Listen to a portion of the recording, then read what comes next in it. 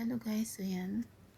Wala naman akong planong pumunta dito. Naglakad-lakad lang sa namalayan ko. Dito na pala ako sa tapat ng Bakers. So yan, kasi ang lugar na ito guys ay medyo ano pa siya.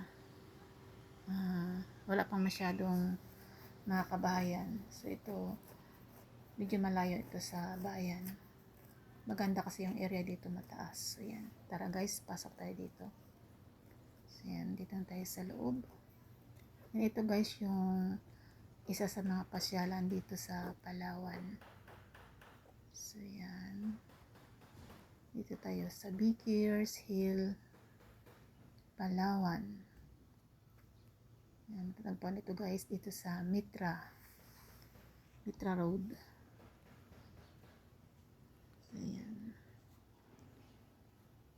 Madalang na akong pumunta dito guys kasi ng mga nakaraang mga taon. Lagi rin ako dito. Ngayon naman, nakabalik ng wala sa plano.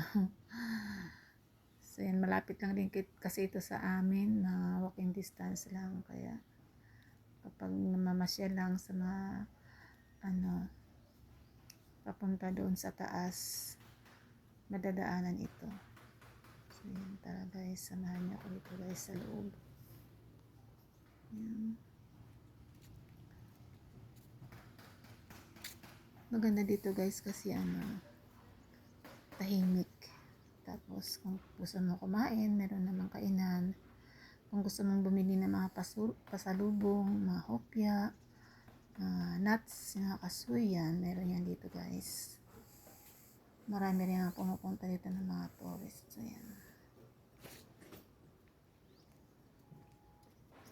Ang bukas nila dito ay 7 AM.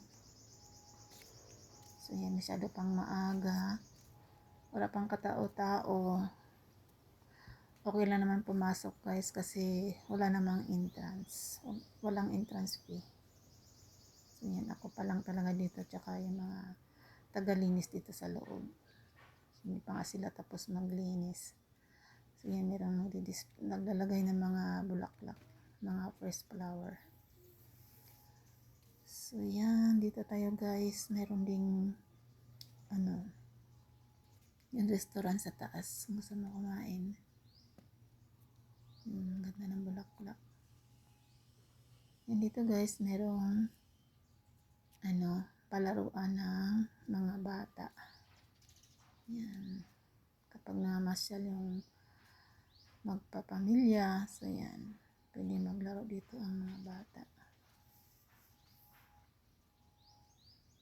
Ang kagandahan dito guys sa loob banda ay may mga punong kahoy, medyo malamig siya.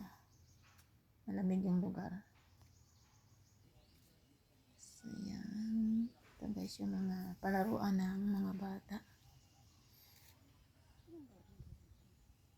Walang katao-tao kasi umagang-umaga pa yan guys. Karamihan ng mga taong pumapasok dyan mga hapon. Mga 3 to 5 hanggang 6. Yan. Ganda ng mga halaman nila. Dito tayo sa baba guys.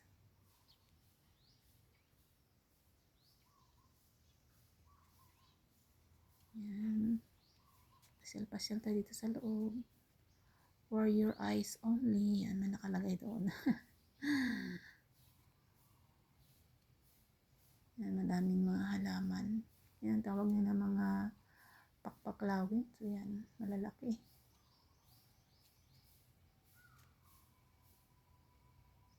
Maganda kasi yung mga dahon nila dahil may mga puno na napapaliliman yung mga halaman sa ilalim.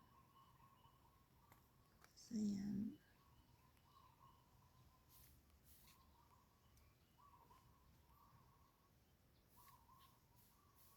Tara guys, samahan niyo ako dito sa loob.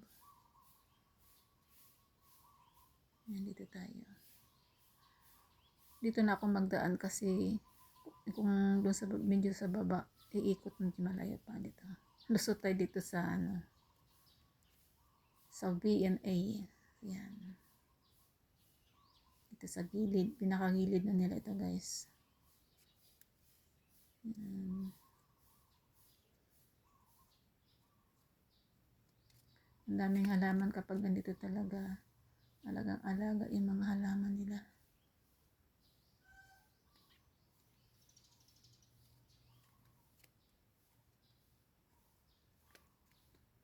Yan, dito tayo.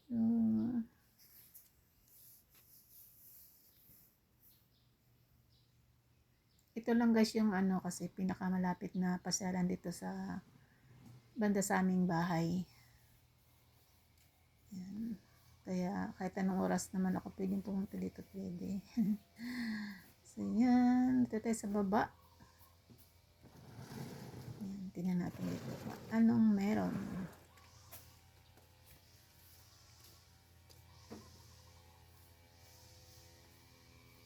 Yan, dito maganda dito kapag medyo ano na, medyo madilim, mga 6, alas 6 ng gabi. Yan, kasi maraming ilaw.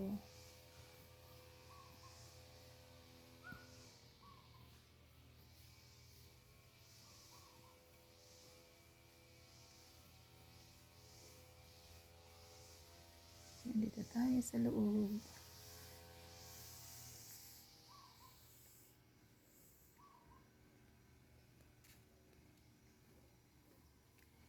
Yan guys, meron ditong ano. Tingnan natin dito. So yan.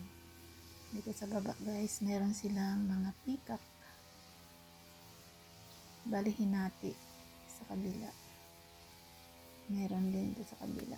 Hindi naman siya buo, bali hinati lang.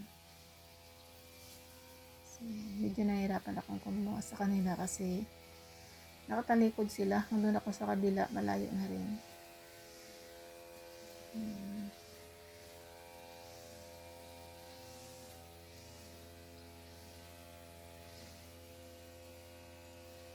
Yan, nakatalikod talaga sila.